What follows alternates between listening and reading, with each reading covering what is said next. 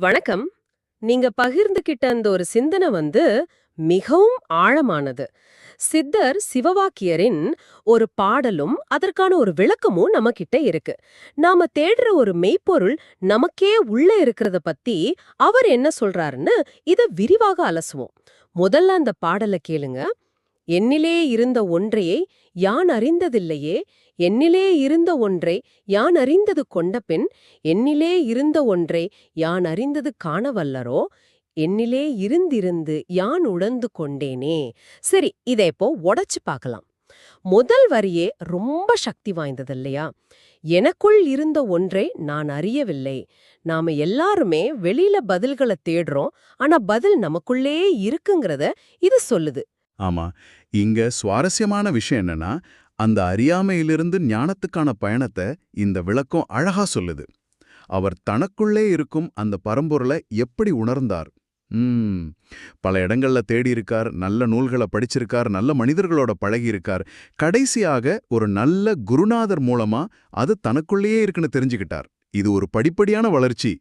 ஆமா, இதுல எனக்கு ரொம்ப பிடிச்ச கேள்வி, தனக்குள் இருந்த உயிரை அறிந்து அதனுள் இருக்கும் ஈசனை யார் காண வல்லவர்கள்? இது நம்மள நேரடியா கேக்குற மாதிரி இருக்கு. அதாவது, வெறும் அறிவு மட்டும் போதுமா, இல்ல அத உணர்றதுக்கு வேற ஏதாச்சும் தேவையான்னு யோசிக்க வைக்குது. கரெக்ட். பெரிய சித்திரத்தை பார்த்தா அதுதான் முக்கியமான புள்ளி.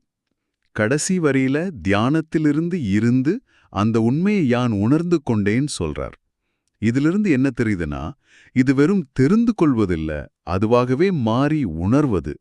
ஒரு தொடர்ச்சியான உள்நோக்கிய தியான பயணம் மூலமா தான் அந்த உண்மையை முழுசா உணர முடியும்னு இந்த விளக்கம் சொல்லுது. அப்போ இதோட மொத்த சாராம்சம் என்ன?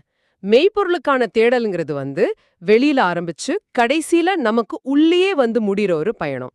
இதுதான் சிவவாக்கியர் இந்த சின்ன பாடல்ல சொல்ற பெரிய தத்துவம். சரியா? மிகச்சரியா சொன்னீங்க. ஆனா இது உங்களுக்கு ஒரு முக்கியமான கேள்வியை எழுப்புது. சிவவாக்கியர் சொல்ற மாதிரி அந்த உள்முகப் பயணத்தை மேற்கொள்றதுக்கு முன்னாடி இந்த வெளியுலகத் தேடல்கள், அதாவது பல இடங்களுக்கு போறது, நூல்களை படிக்கிறது, இதெல்லாம் ஒரு அவசியமான படியா? நல்ல கேள்வி. இல்ல, அது நேரத்தை வீணடிக்கும் ஒரு தடையா? சொல்லப்போனா வெளியில தேடினாதான் உள்ள இருப்பதோட அருமை புரியுமா? இத நீங்க யோசிச்சு பாருங்க.